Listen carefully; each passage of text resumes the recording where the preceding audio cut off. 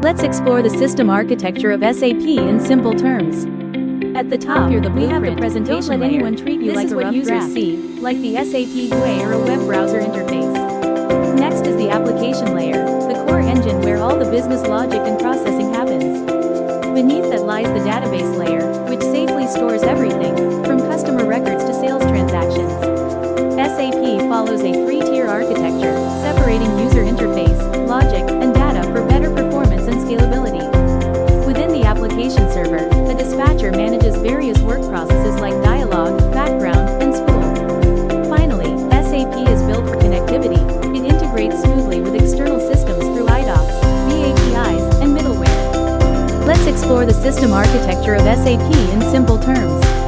At the top, we have the presentation Don't let layer. anyone treat you This like is a what rough users draft. see, like the SAP GUI or a web browser interface. Next is the application layer, the core